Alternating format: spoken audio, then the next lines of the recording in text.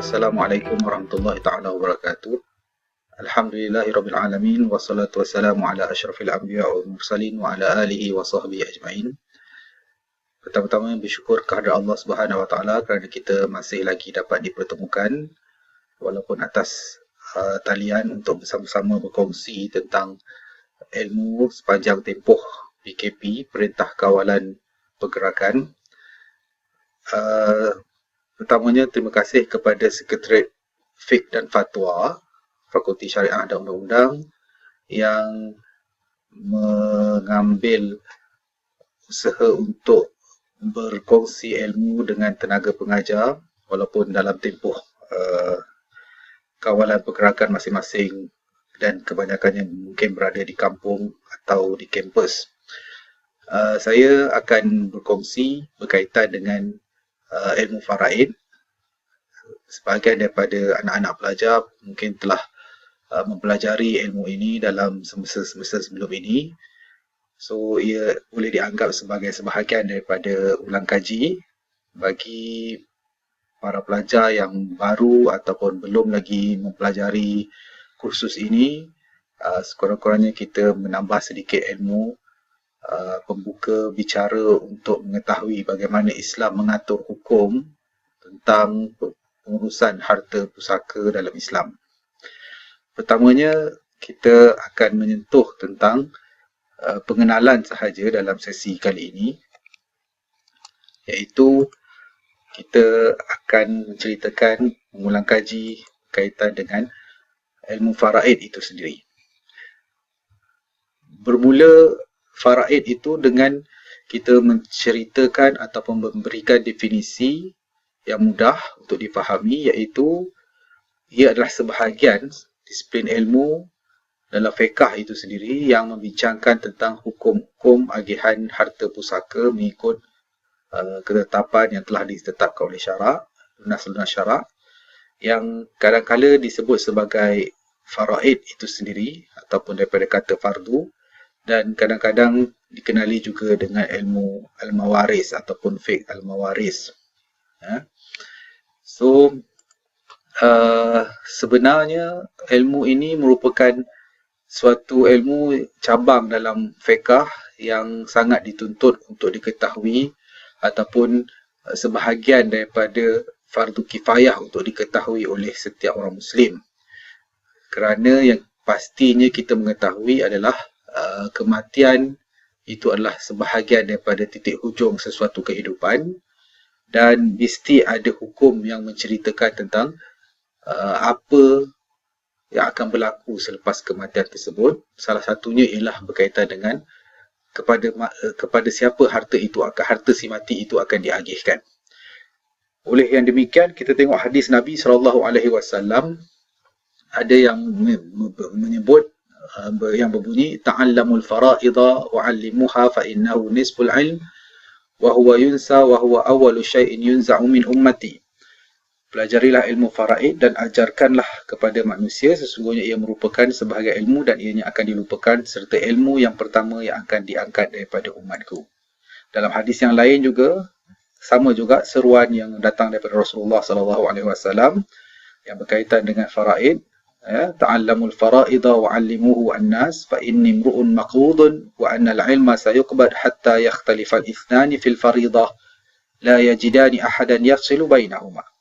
Belajarlah ilmu faraid dan ajarkanlah kepada manusia kerana sesungguhnya aku ini manusia biasa yang pasti mati. Ilmu faraid juga akan diangkat sehingga menjadikan dua orang akan berselisih dalam membahagikan harta pusaka, dan kedua-dua mereka itu tidak akan mendapat seorang pun untuk menyelesaikannya antara mereka berdua. Ini adalah antara realiti yang boleh kita terima hingga hari ini, yang menunjukkan bahawa konflik dalam pengurusan harta keluarga itu sentiasa membimbangkan. Pergaduhan sentiasa akan berlaku, terutama melibatkan harta. Kita kembali kepada definisi istilah faraid itu sendiri. Dari sudut bahasa, disebabkan perkataan faraid itu adalah perkataan bahasa Arab, maka ia bermaksud dari sudut bahasa ialah sebagai satu ketentuan. Banyak sebenarnya definisi dari sudut bahasa, kita ambil yang utama, sesuatu yang dibenarkan ataupun keterangan dan sesuatu yang sifat wajib. Namun dari sudut istilah, bahagian-bahagian pusaka yang telah ditetapkan melalui nas untuk diagihkan kepada waris yang berhak. Ini merupakan satu peraturan yang Allah telah tetapkan nak menunjukkan bahawa walaupun tuan empunya harta tersebut telah meninggal dunia, namun ada peraturan kepada siapa perlu harta itu diserahkan, berapa banyak bahagian-bahagian yang perlu kita serahkan. Dari sudut persyariatannya, seperti mana kita maklum, disebabkan disiplin ilmu fiqh itu sendiri adalah sebahagian daripada Islam, syariah, maka sudah pasti sumber rujukannya adalah Al-Quran, Sunnah, Ijma' sebagai asas. Dan bukan itu sahaja, terdapat di sana ulama' menggelarkan 3 ayat daripada surah An-Nisa dengan gelaran ayat mawaris, iaitu ayat 11, ayat 12, ayat 176 daripada surah An-Nisa. Saya syorkan bagi kita yang sedang duduk di rumah, sedang menjaga kesihatan masing-masing, memberi kesempatan untuk buka Al-Quran dan bacalah ayat 11, 12, 176 yang berkisar tentang agihan kepada siapa harta si mati itu sepatutnya diserahkan, iaitu waris si mati, dan juga berapa bahagian yang akan mereka terima. Ayat tu agak panjang, saya tunjukkan saja di sini. So anak-anak pelajar boleh rujuk, boleh tengok tafsirannya.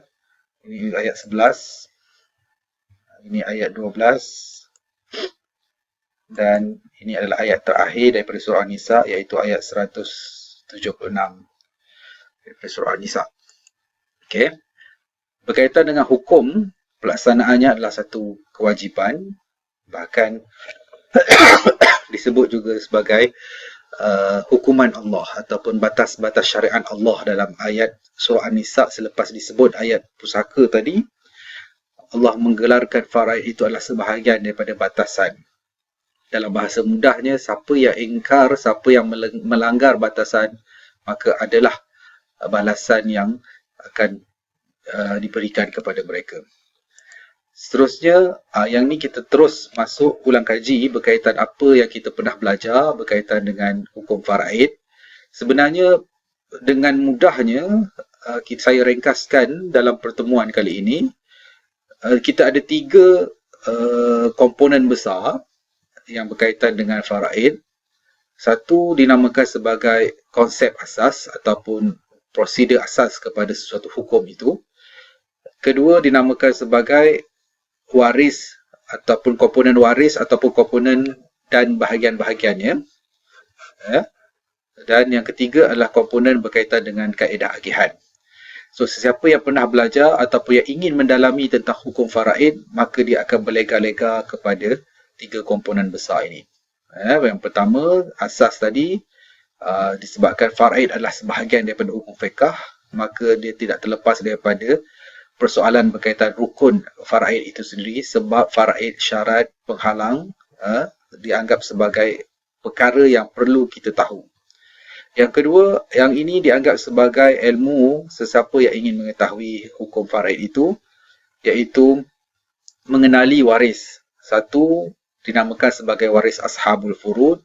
2, dinamakan waris asobah. 3, dinamakan sebagai waris zawil arham. Dan yang ketiga adalah komponen berkaitan kaedah sesuatu agihan itu dibuat, maka timbullah istilah-istilah seperti rod, al-hajab, al-aul, al-ta'sil dan juga.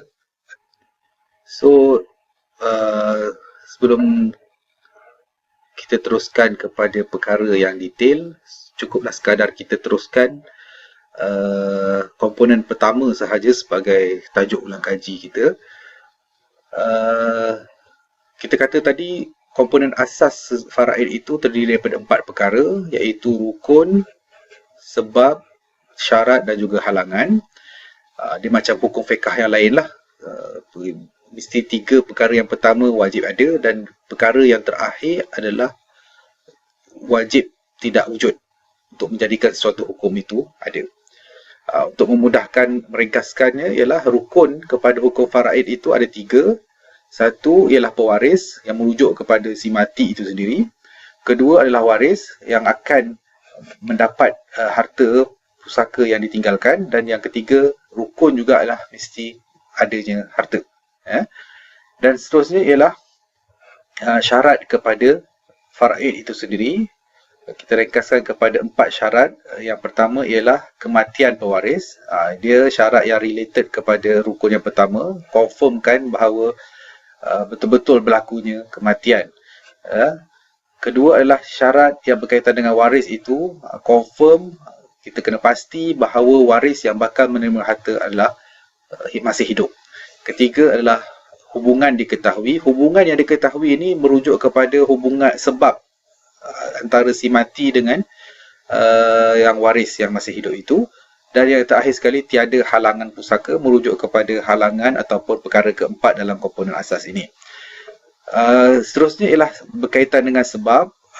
Kita pernah belajar ataupun kita ringkaskan sebab yang utama adalah 3 yang pertama, dan bagi mazhab Syafi'i ada sebab yang terakhir iaitu berkaitan dengan Baitul Mal. Kita ada sebab yang melibatkan keturunan, iaitu waris ada hubungan nasab dengan si mati. Kedua adalah hubungan perkahwinan, dan ketiga adalah hubungan membebaskan hamba. Ini dah tak wujud lagi lah sebab ni, sebab kita dah tak ada hamba zaman sekarang. Suatu masa dahulu, siapa-siapa yang bebaskan hamba, kemudian hamba yang dibebaskan itu meninggal dunia, tidak ada saudara mara, maka harta kepada hamba tu yang telah bebas itu akan diserahkan kepada mana-mana orang yang telah memerdekakan dia. Dan yang terakhir sekali ialah jangan sekali-kali ada halangan yang menyebabkan faraid itu tidak dapat diagihkan kepada waris. Apa halangan yang disepakati oleh ulama ialah satu, pembunuhan. Waris tadi bukan pembunuh kepada si mati. Perhambaan, sekali lagi halangan ini tidak wujud pada masa ini, iaitu contoh A dengan B, kedua-duanya adalah hamba, ada hubungan nasab. Kalau A meninggal, B tidak dapat ataupun dianggap sebagai halangan untuk mendapatkan harta pusaka. Dan yang terakhir sekali ialah berbeza agama. Si mati adalah orang Islam dan waris adalah non-Muslim, juga dianggap sebagai sebahagian halangan dalam mewarisi sesuatu faraid itu dapat dicalonkan. Saya rasa itu sahaja untuk ulang kaji faraid. Moga-moga dengan pertemuan yang ringkas ini dapat memberi manfaat kepada anak-anak ataupun rakan-rakan adik-adik pelajar yang sedang dikuarantinkan di rumah ataupun di kampus untuk mengulang kaji tentang ilmu faraid. Kalau ada masa, kita berjumpa pada pertemuan yang lain. Wabillahi taufiq wal hidayah. Wassalamualaikum warahmatullahi taala wabarakatuh.